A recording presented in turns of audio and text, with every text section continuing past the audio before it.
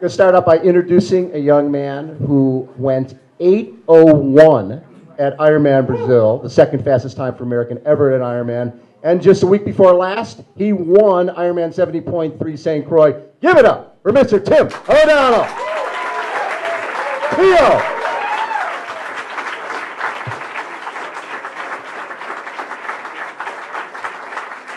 There's a man. Right there, buddy. Nice. So we'll start with most recent things first. St. Croix.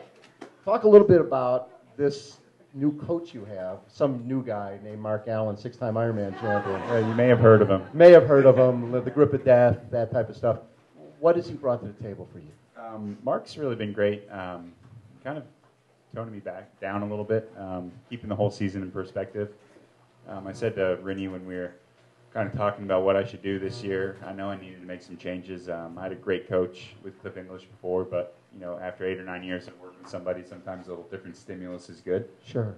And Mark just kind of came up on the radar, and I said I needed a Kona coach, not really a triathlon coach in this point in my career. Right. And Mark fit the bill perfectly. Well, you think about it. He's coached Chris McCormick, who won the Ironman, coached Tim DeBoom, who's won the Ironman, and he's coached Peter Reed, who's won the Ironman. So it's a lot of wins he's coached. Yeah, and we have not had an American win since Tim DeBoom in 2002. So did you feel, when you went into that race in St. Croix, did you feel like, you know what, this is, I don't know if I've done that much speed, if I'm ready to go this fast? Yeah, we did St. Anthony's and then St. Croix, and I was scared to death before St. Anthony's.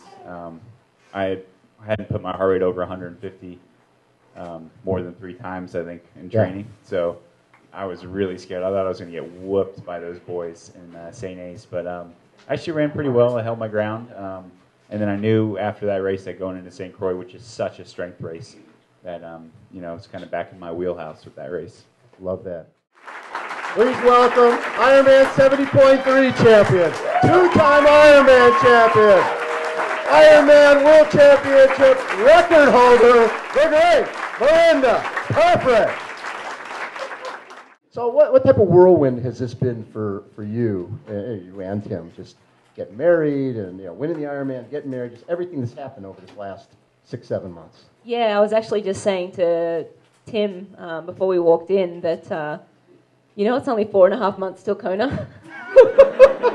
And then we both sort of gulped. But yeah, it's been an amazing ride. Obviously, Kona winning that world title and having such a great day there, and Tim finishing 5th in the men's race.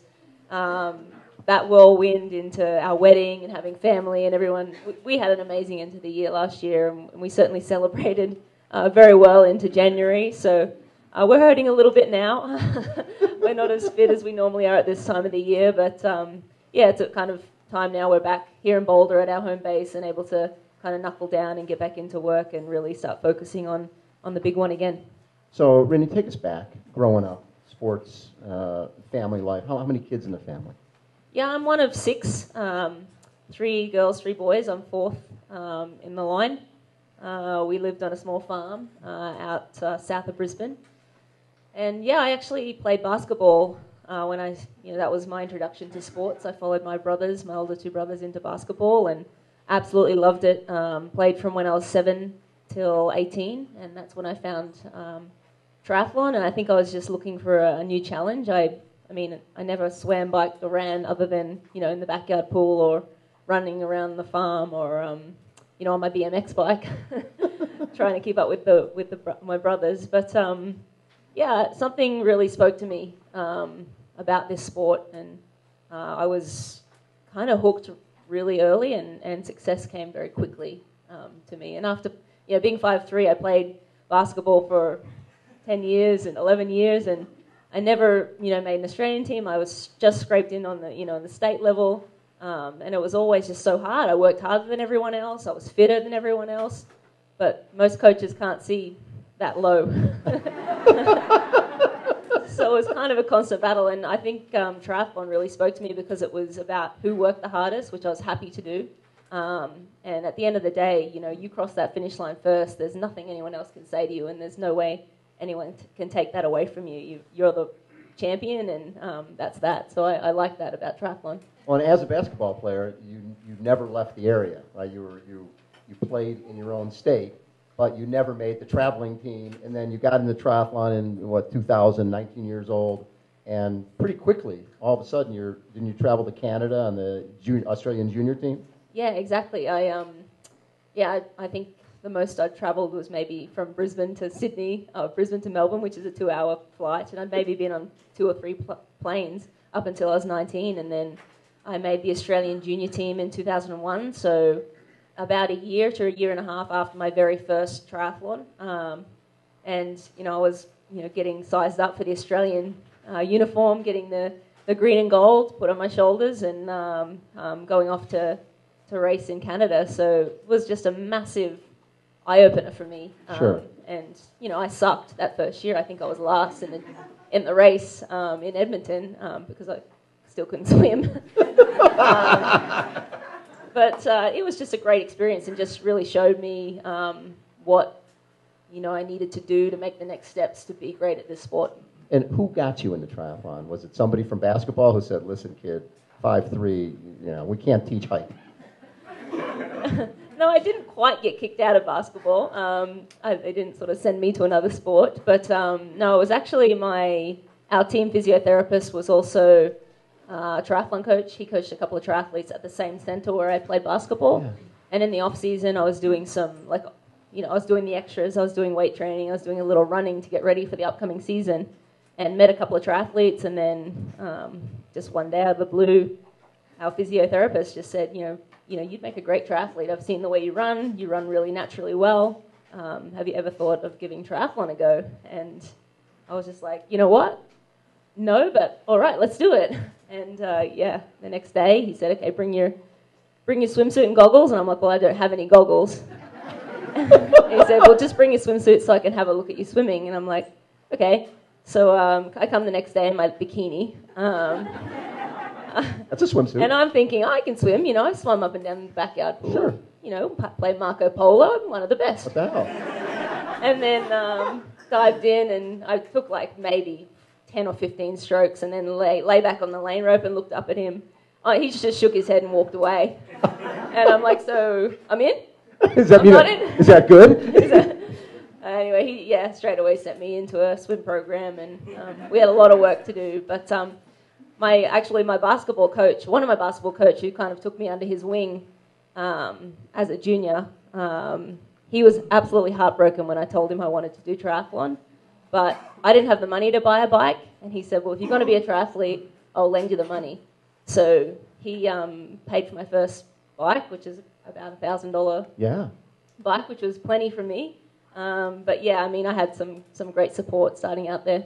So Tim, swimming was your thing, right? Growing up, and when did triathlon come into your life?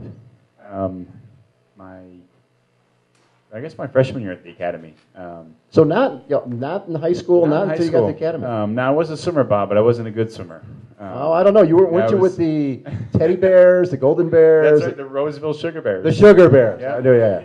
The most fearsome team in the West Coast. Exactly. I'm the youngest of 4. We all swam. It was easy for our parents to drop us off at the pool, and I was by far the worst athlete in the family, but I really liked it, and I had a good work ethic, and I would be the one. I wouldn't make the championship meets, but I'd drag the long chairs around, help out. You were the guy to help out at the meets, yeah. But eventually I got better. I remember the first, my older brother Thomas, who actually got me into triathlon, I remember the first day I beat him in a swim session. We were doing 12 300s, and I passed him. He didn't make the interval. And it was, this kind of like, all right, I can do this, This is your sport. I got beat up afterwards for it, but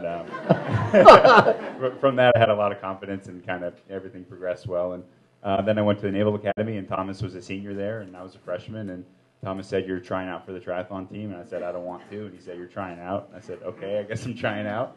And I did. I made the team, and after 2 years of swimming and staring at that black line for 5 hours a day, I said, "All right, I want to do something different." I went to Wildflower, which was then Collegiate Nationals. That's right. And had a great time. We slept in the vans. We took the padding out of our bike boxes, and just, there you go. There's a mattress for you. And right. I did pretty well. I was the top guy in the Navy team, and I decided, all right, let's make the switch. And the transition from there to becoming a professional. So you were basically chasing the Olympics at that point, correct? I mean, when you got to that point. Yeah, actually, my coach at the time was kind of in with USAT in the development program, and he got me into the collegiate summer camp at the Olympic Training Center, and that was my introduction to ITU. And I was hopeless on the bike in terms of keeping the rubber side down. I still am, as Rooney would probably tell you. He's still pretty hopeless. So I knew that probably non-drafting was more up my alley. But yeah, they did the other guys ask you to go? Yeah, they politely asked me to giving you applications to Wildflower and things like that. Yeah, why don't you stay away? Subtle hints. Yeah, training wheels on my bike in the morning when we go out to do rides. Curb feelers, nice. Yeah. But they actually Libby Burrell, who was the head of the national programs at the time, told me that I needed to get my pro license. I didn't think I was ready, but if I wanted to do ITU, I needed to, and that was maybe 2003. The decision to go into the military, when you look at it now, was it the right move for you? Absolutely. I mean, I joke. Obviously, I have a beard and everything. I've got less military-like, the longer I was in the Navy, and then obviously getting out. But it really, I mean, it put me here. The support I had from the military and the World Class Athlete Program. That's really why, I was able to make it this far in the sport. And this is a gift that I've been given from the military. And every day when I'm out there training, I remember that. And through Team Red, White, and Blue, I try to give back and kind of keep that steady. I see someone Red, White, and Blue right there. There we go. 40,000 members right now, Bob. Is that right? Yeah, growing Congratulations. 700 members a week. I love that. Congratulations. So I see EOD, Explosive Ordnance Disposal. That doesn't sound like one of those jobs that you put your hand up for. I actually did. I must have been crazy, but it's EOD, bomb removal type stuff. But it's an awesome community. They're physical guys like the SEALs, but they have a different set of intellectual skills in terms of dealing with all that stuff. So to me, it was a ultimate combination of physical and mental challenges, much like an Ironman.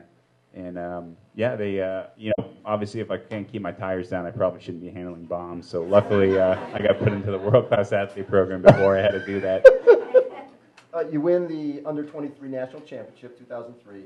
And the goal then is 2008, I'm assuming, for Beijing. When did you go from, when you decided to make the move to the longer distances? It was really this little girl. Little girl right here. Now, how did you guys meet, by the way? It was actually 5 years ago, St. Croix. Yeah. 5 years ago, St. Croix. Medical tent? No, not. No, pre-race pasta party in St. Croix. We did apparently meet in the medical tent prior to St. Croix.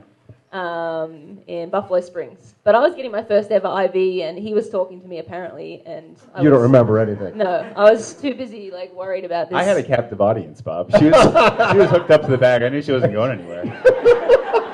Where's she gonna go? Exactly. It still didn't work. She's incoherent. Nice. I can see a pattern here. The EOD thing, not handling the bike well, moving that. So you meet in St. Croix 5 years. So this was like a 5-year anniversary of you. We guys went back to St. Croix. Do you guys stay with the same family every time you go? Yeah, actually, the first year he was with a different family, and I've been there a bunch of times, and I think that was my third year going back to St. Croix, and I'd won twice. And that year he actually won, and I got second. But I pulled rank since I'd won twice already, and I'd been staying at the same family's house for a few years. So now I just stole him from his homestay place, and he stays with my homestay. Nice. So, Brittany, what race was it? I mean, as you're doing the Olympic format races, you're racing as a junior, I'm guessing you could tell early on that you liked the longer distance. Did you have a sense that was going to be your sweet spot? Yeah, I think pretty early on it was evident. I mean, I was training with some great other athletes. Nikki Butterfield was my introduction to the sport. If you know the woman, she's one of the most intense people you'll ever meet. And she was one of the best juniors in the country. So she was my introduction to triathlon. But I just kind of, her and the other juniors that I was training with, I was always able to go further, longer, and I never broke down. I was still learning. how to become a triathlete. I was, a few steps behind all of them in terms of swimming, cycling, and running. But I could keep going all day. So that was sort of a little indication that, long course racing might be in my future. But I wanted to play it smart. I mean, around 2003, 2004, I think I did one half Ironman just to see how I'd go in training, leading into actually at Cancun World Champs in Australia in June or something, and did quite well there. But I was looking at Kona and seeing that Natasha Badman was winning, and at that point she was probably late 30s, and I'm early 20s, thinking, okay, the best women in the world are late 30s. That's where I want to go, but I wanted to be smart and calculated in my progression from Olympic distance up to Ironman. And actually, the cards, just as they do when you're on the right track, things sort of fell into place for me right when I was sort of getting sick of getting, beat up in the swim, getting out 2 minutes behind, struggling on the bike, and racing with girls that really were, not trying to win the race. They were just trying to get top 20 or whatever. I kind of got, sick of racing that sort of format, and was looking for some new challenges, and that's when the 70.3 series started up. So I did a couple of halves in the US in 05, and then 06 the 70.3 season started up, so it was a perfect stepping stone for me from Olympic distance to 70.3. And then, I was able to do that for a couple of years, race in the US, finally start to make a little bit of money that I could put, away. Not much money, but more than taking a credit card bill home every year. And working at Bunnings Warehouse, which is the equivalent of Home Depot here. To pay off the credit card. Yep, exactly. But yeah, no, things sort of progressed beautifully, and then, I got a ticket to Kona through winning the 70.3 World Champs in 07. In Clearwater. Exactly. And so when you got that, and you didn't take it the next year, right? You deferred to 09. Yeah, fortunately at the time, they didn't tell me I had it until a month or 2 months before Kona, and at that point I was like, well, I don't want to just go and make up the numbers, since, you've made the mistake of taking so long to tell me, can I defer it for next year? And yes, I would love to go. And fortunately for me, I don't know if they would do the same thing now. They wouldn't do the same thing now. But yeah, fortunately they said that I could defer it to the following year. So 2009 was, when I got to go to Kona. And you go there the first time, and did you know pretty early on that this race this really suited you well? I mean, you take second your first time out of the box. Well, I certainly hoped. I mean, I'm pretty small. I live in Brisbane, Australia, which is humid, hot in summer. Trained pretty well in the heat, and had raced pretty well in the heat in the past. But Ironman's a whole different ballgame. And I certainly had a lot of respect for the distance and the race, and I did my homework leading into that race. So I certainly hoped, and I had a good feeling that I would be able to race well there. But with so many champions melting or just not getting to the finish line in the past, I sort of was very hesitant to go out there and say I'm going to do great. I wasn't going to be a macker and say I'm going to win 7 times. I had a little bit more respect for my competitors and the course itself. So I certainly had those hopes, but I kept them close to my chest, and only the people that knew me very well sort of knew that I could potentially do well in Kona. And yeah, to take second was pretty much a dream race. If it wasn't for that pesky Chrissy Wellington, it would have been even better. But taking second to Chrissy Wellington in 09 in my first ever Ironman was pretty amazing. It was. So Tim, 2009, when we're talking about that, you win ITU long distance championship, world championships, and then in 11, your Ironman debut, Ironman Texas, you win that, win pro champion. You become the U.S. pro champion. So you knew that long distance really suited you. What was the transition like for you from the Olympic to long? Because you seem like the type of guy who will basically go hard till you blow. Yeah, and it was just that in the end of 2008 when I started to dabble in 70.3s. Buffalo Springs, where Rennie and I met in the medical tent. Yes, which he doesn't remember, by the way. Led from the gun, solo swim bike. I had like 2.5 minutes with a mile to go, completely crumbled. 2.5 minutes with a mile to go. It was ridiculous, and I mean. What place did you get? I ended up getting second, but Leon Griffin got me. Yeah. And then Boulder, before it was the 70.3 here, the long course, same thing, led from the gun. I'm like, I'm finally going to do it. 400 meters from the finish line, Simon Thompson runs like a 1:11 at altitude on gravel and beats me by like 2 seconds. And it was all Croix's fault. Croix, this is before Croix knew me, and he's like, he sees me running, and I was looking horrible, and he sees Tomo coming up. He's like, oh, mate, he's just up the road. You got him. Nice guy. Yeah, and then Simon's like, oh, okay. And runs a little faster. And so he thought it was done. Yeah. So from there, I learned a lot, nutrition, things like that. Kind of used a couple of years of 70.3s as a stepping point for Ironman. I always knew I was going to be a long course athlete. When I was swimming, I was in the distance lane all the time, and as the set got longer, I got better. So I had a feeling that same thing in triathlon. As the race got longer, I would do better. So as a guy who went hard from the gun, having a race like you did in Brazil, going 8:01, right? I mean, that's a legendary time. Dave Scott's done that, and Starkey went 7:55 in Florida. But 8:01, when you went into that race, did you know you were in that type of shape, that you were ready to have really the race of your life? Yeah, I was motivated. I flatted in St. Croix 3 weeks before, so that bothered me a little bit, but It probably saved me. I mean, that's a hard course, so I was probably a little fresher going into Brazil, and I had a great swim, and I was solo on the bike, and I just had it in my head that this is what a Kona champion would do. He would be pushing the pace right now, even though he's by himself, and even though he's got a big lead, he's gonna get what he can out of himself on that day, and that's what I did out there. And were you surprised when you saw 8:01? I mean, I was trying to break 8 hours. This is not an excuse, but my Garmin had 700 or 800 extra meters, so I was like, that's easily 90 seconds or whatever it was. But I came through the 10K. It says 10K to go, and I'm like, I just run 4-minute Ks. I got this. I'm looking at the Garmin, like, yeah, no problem. Yeah. 42K comes up, and I'm nowhere near the finish line. Oh, that was such a deflating feeling. Did you go up and say, excuse me, I went 7:59. You take your course clock. right. What the hell is wrong with you guys? Being a couple for a while, the toughest part about, if Tim's doing well and you're not feeling great, or just the opposite, how do you guys deal with that?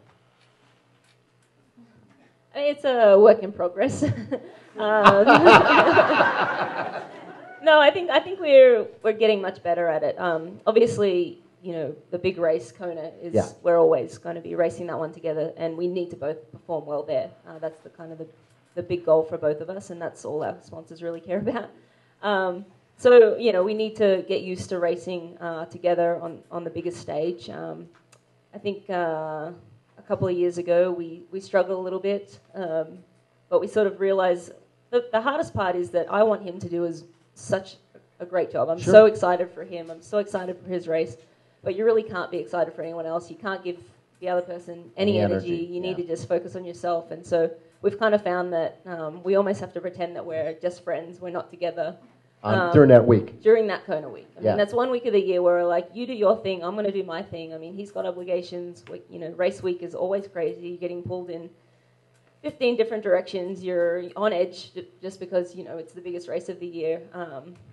So we've found that, it's best for us just to try and focus on ourselves and not think about the other person and let them think about themselves and deal with themselves. And I've got a great team. I mean, Wendy Ingram is one of my managers.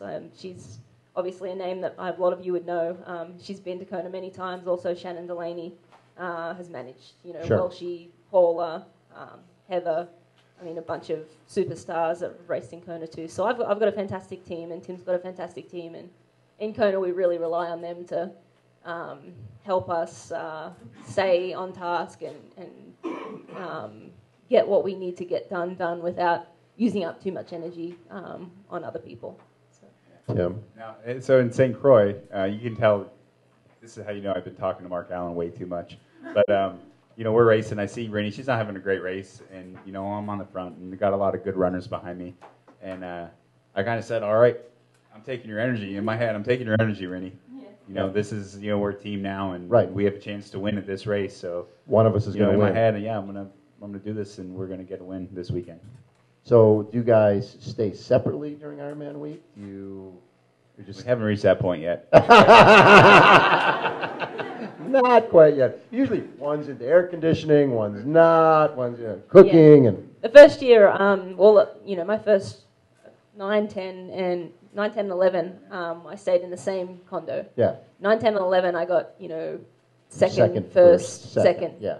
And so in 11, Timothy was doing his first Ironman, and I'm like, well, we're staying in the same condo. No air conditioning. And he melted and got sick, a couple of days before, had a fever, had a horrible race, couldn't finish. And then he's like, well, we're staying in air conditioning next year. So either you stay here and I'll stay somewhere else, or we both stay in air conditioning. And then I decided that I'd prefer to stay together, keep togetherness, and stay in the air conditioning with him. So, we moved to a different condo, and I got third the following year.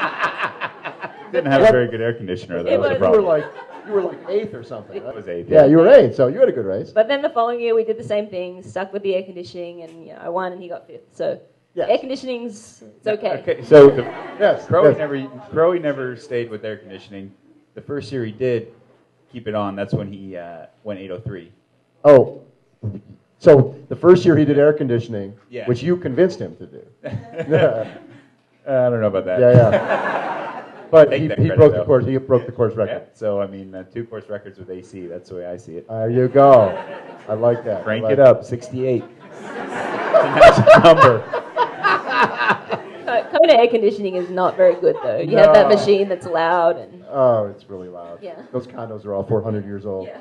So you take second in 09. You come back in 2010, and Chrissy Wellington at that point's the 3-time champion. Defending champion, and everybody's like, Chrissy's here, and then there's everybody else.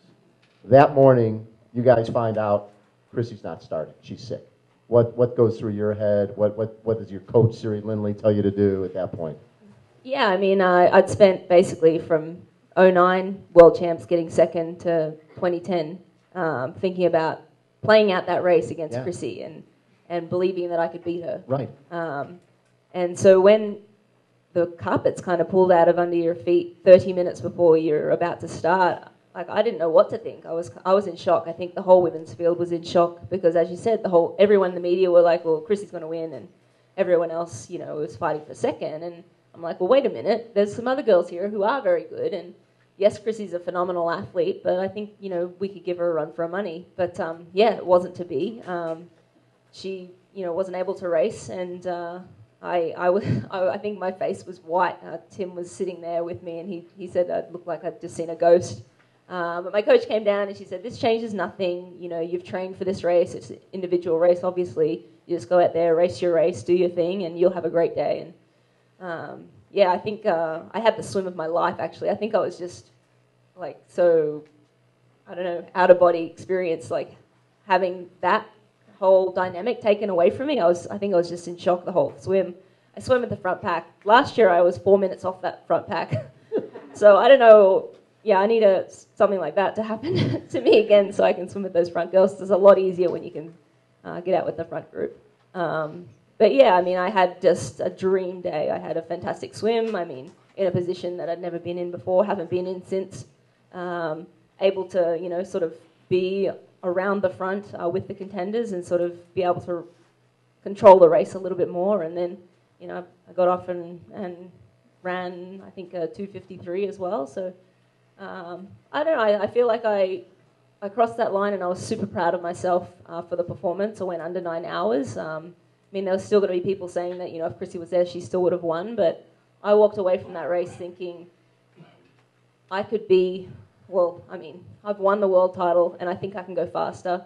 You broke the run course record, too. Broke the run course record, and, one of only 3 women that had gone under 9 hours at the time. I was super proud of that performance, and, I had to listen to the critics all year long, which still fueled my fire, telling me that Chrissy could still beat me, and Chrissy was still the best Ironman athlete. I quite enjoyed that challenge, and it got me hungry for, For 2011. Yeah. In 2011, you have a great race, right? You probably don't think you had a great race, but Chrissy crashed 10 days before, and if she had crumbled for 2 seconds, you finish 2 minutes back? 2 minutes back in a 140-mile race, it takes around 9 hours. So coming out of that race, finishing second to a woman who's undeniably one of the greatest of all time.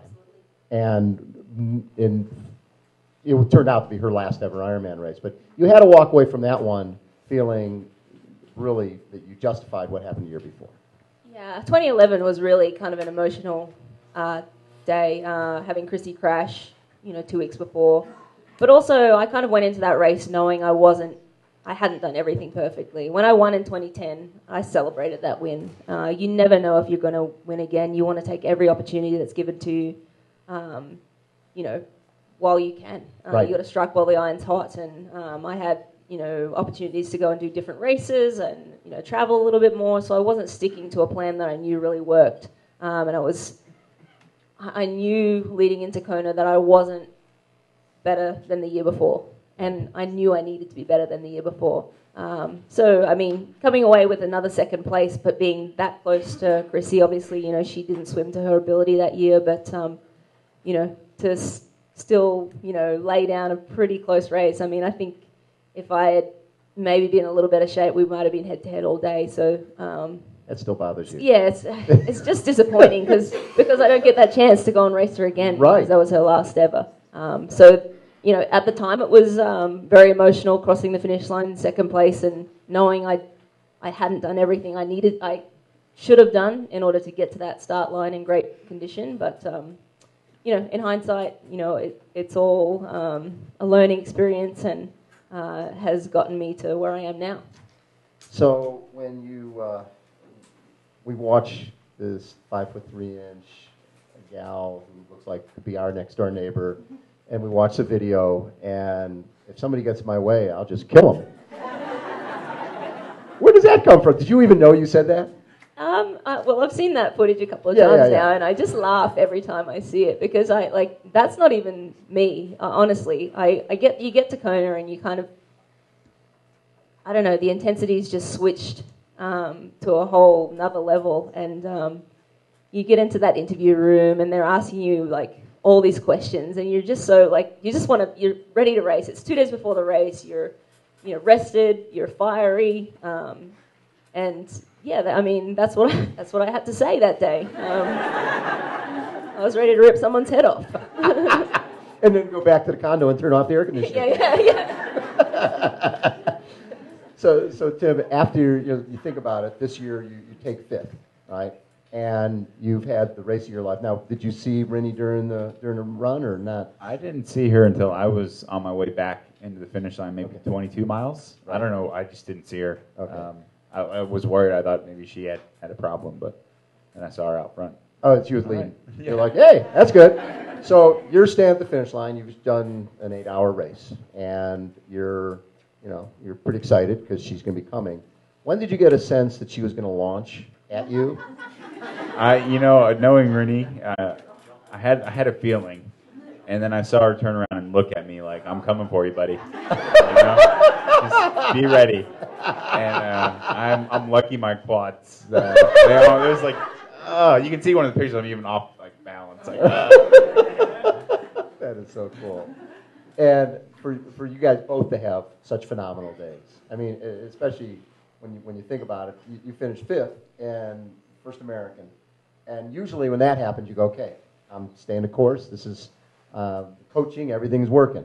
But that's always tough. You made a transition. You're like, okay, I think I've gotten to a certain point, but to get to the next point, I've got to do something. Was that a tough decision for you? That was. I mean, you look at it. Rinny mentioned DNF in 2011, 8th in 2012, 5th.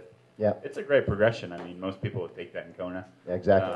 But I just had this feeling that I wasn't getting out of myself what I could be getting out of, particularly my running and Ironmans.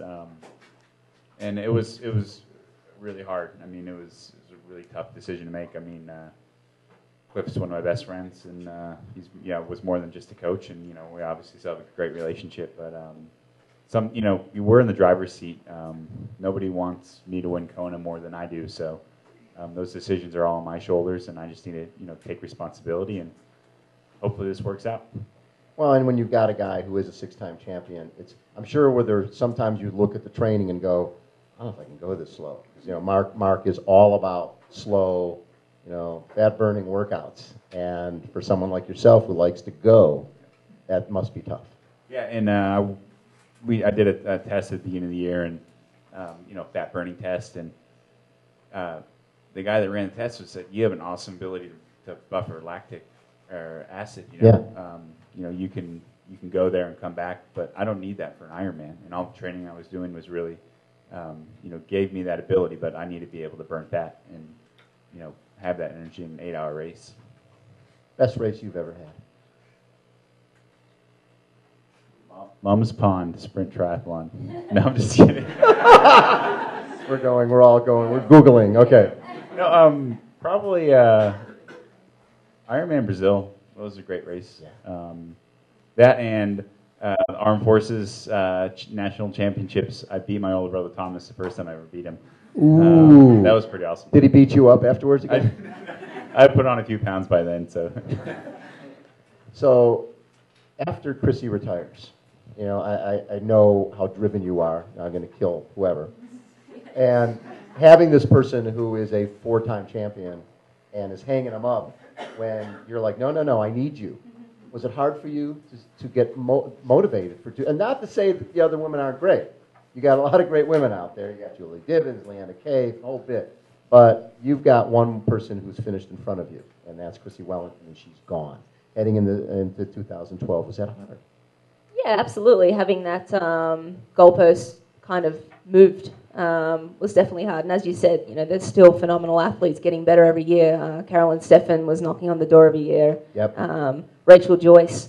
Obviously, Julie Dibbins is a great sparring partner of mine. She actually wasn't able to race the next year either after her foot injury. So yeah, 2012 was a little bit tougher to get motivated. I changed coaches as well then. I sort of wanted to try some different things. I felt that I was getting a little stale, and I really felt that I needed to make a massive step to the next level. And then, Chrissy, stops racing. So, yeah, it was sort of a tough year to just motivate and have... that's not to say racing Kona in itself is very motivating. Every day when I'm out running, I think about the race and it really excites me. It still excites me. And hopefully will for, another, 5 years or 4 years or however long. While it still excites me, I'll still be racing. But, to have, that person, Chrissy was training in Boulder too, so I'd, sometimes go down to Dave Scott swim sessions and see her just ripped to pieces, just muscles bulging everywhere and just be like, all right, I gotta get to work. I'm going to take her down. But yeah, having that motivation gone was definitely tough. But I dealt with it and kept pushing forward, and actually didn't have a fantastic race in 2012, but still able to pull off a podium in the end. Yeah. How about this? So her second, first, second, third, first are 5 times. How about a round of applause for the legend? So, what makes somebody a champion? Over the years, you look at Dave Scott was thought of as a swim bike guy, and then he became the best runner, right? And Paul Newby Frazier felt that she couldn't win the race unless she had a huge lead off the bike. Well, her last win, she went head-to-head with Natasha during the marathon. For someone like yourself, people thought, okay, Rennie's not a great swimmer. She's not that strong on the bike.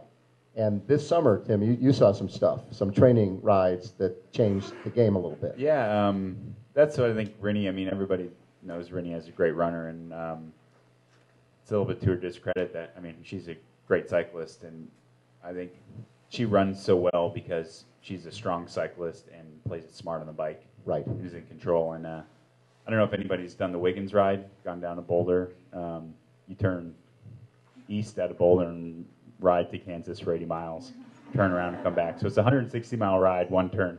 And so we're out there. It's the 2 of us, Croix and Chris Lee, who's the fittest guy I know. Right. Hands down. Always. On training day, he will crush anybody.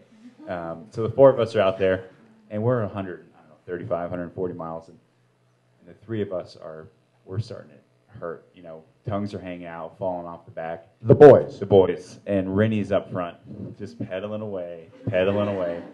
And it gets to the point where Crowy's like, hey, Rennie, why don't we go to the front, and we don't want you to get too tired. Well, let us take a turn. But he just wanted to slow the pace down. He was like, I'm gonna get popped. But the next day, Croix and I were running, and we both said, this isn't a question. This is Rennie's year. She's got this race. So I was when we got to Kona, there wasn't one moment where I was really nervous for Rennie. I was completely confident. You knew. Yeah, game closed. Yeah. And during the bike ride, when you were making up time on the other girls, you must have been like, yeah.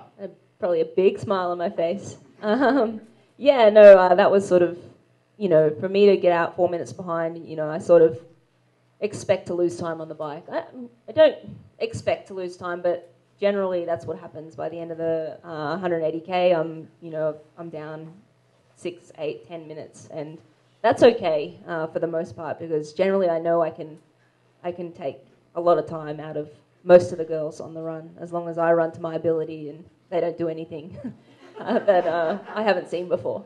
So to get on the bike, and then I think by riding up to Harvey, I was only 2.5 minutes behind. And that's a pack of 8 women, 8 of the best women in the world, riding together. There's certainly an advantage to riding in a group. It has its disadvantages as well in terms of you need to be very switched on and making sure you're staying out of the draft zone. So I think it's a little bit more mentally taxing riding in a group, but physically, I've seen that some of the girls' power files that sat in, and they weren't riding anywhere near as hard as I was. To ride on my own and catch up to those, some of those women by the halfway mark, I was absolutely stoked. Coming down from Harvey, I knew they would see me and they would turn on the jets a little bit. And they did. I ended up getting off about 8 minutes down from the lead 3 girls. Right. So that meant the best 3 cyclists in the world put 4 minutes into me, basically, or 3.5 minutes into me on the bike. So, I'll take that. Absolutely. Yeah. So at that 2013, you're basically racing a ghost. Chrissy's not there. And how important was it you break your run course record, 250, which is unbelievable, and you break her Ironman course record. So, she's not there, but those numbers are there. How important was that to you to put those, to break those records? At the time, it really wasn't important to me. Winning another title was important. That's what meant everything. Absolutely. And I actually didn't, I wanted to, run as best as I could off the bike. I didn't know that I had a 250 in me, a 250 marathon. And I actually stopped really looking at my clock once I, was back on the Queen K and in the lead. I was just basically trying to give it whatever I had left in the tank and, cross that finish line with nothing left, except for enough to jump on this guy. I wish you left it all out there. Yeah. But yeah, I actually didn't find out that I'd broken the course record until Welshie was interviewing me a few minutes after crossing the finish line. That's just nice. It's nice to know that, I've had the fastest Ironman time in Kona, the fastest run split. Yep. It's kind of just a stamp on that world title. But the world title was really what I was after. And I don't know, when I look at the times, I'm just like, wow, did I really do that? It's kind of like still pinch yourself material. But yeah, I think it's just pretty cool that I was able to, do that. And now hopefully I don't have to hear people say that. Still, I think Chrissy in her prime, myself in my prime, I think in Kona, I think it would be a very close battle. But unfortunately, she isn't here anymore, and I just got to go out there and continue to try and raise the bar as she did when I first started, and hopefully more girls follow. I think they will. Well, you got Mel Halshoot coming over this year. You've got Heather Jackson.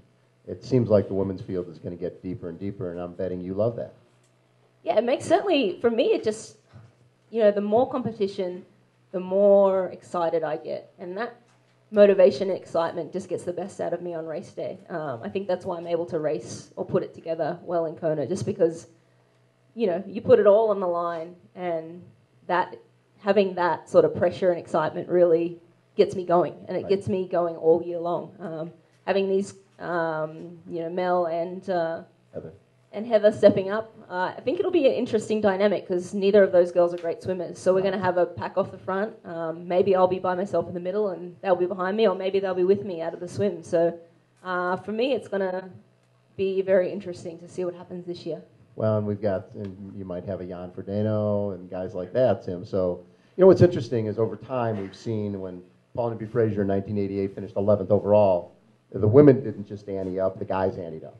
When Rinny has the third fastest run of the day and outsplits the male champion, you see the guys, I know one guy that's going to pony up. Yeah, somebody's going to pony up. And I'm not going to say anything. I've been sort of sworn to secrecy about other guys who might have been chick during the marathon. But I have no idea, initials T.O., who might have been chick during the marathon. But yeah, 29 seconds, sorry. I can get more than that with my new Newtons. Oh! There we go. On a great day, Tim, how fast can you go there? How fast can you go in Kona? Or does it, because of the conditions, do you not even think about time there? I don't want to put numbers on it, but... Nobody's watched this video thing here yet. Shut that off. I think I go a lot faster. I think I can run 10 minutes faster and ride 10 minutes faster. Okay. So, So you better take him down. There we go. A round of applause for Mr. O'Donnell.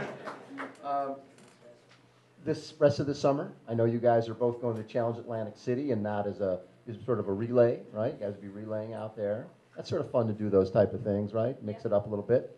And then Challenge Roth. Are you both going? No comment at this point. No, I'm racing. I'll be racing Roth, and Tim's not going to race, but he may come out and just watch. Yeah, definitely come. It's going to be great. 30th anniversary. It's going to be really, really special. We're excited about the challenge races. I think it's going to be awesome having them come to the U.S. and kind of raise the bar here a little bit. So when you look at your build up to Kona, Challenge, like you said, Challenge Atlantic City, Challenge Roth, and I know you like to, when you're getting within a month or so of Kona, would you do Mont Tremblant, the 70.3 Worlds, and try to do that double, or stay away from that and do something different? No, I mean, even without doing Roth, Kona's a big enough event for me to, try and mentally and physically get ready for. Every year last year I did Muskoka leading into World Champs, and that's a great race to lead into. It's the same weekend as Mont Tremblant, under the radar, low-key, super hard race. The bike is like 97 kilometers, and the run is one of the hilliest runs you'll have out there. So it's a great test, but this year we might change it up a little bit just because I already do have, Challenge Roth. That's obviously a big event and something to get up for. So I don't know what I'll do after Challenge Roth, whether I will do a tune-up race 4 or 5 weeks out, or whether I'll just sort of train through to Kona. So no Mont Tremblant for me. All right. How about a big round of applause for Tim O'Donnell, Mirinda Carfrae,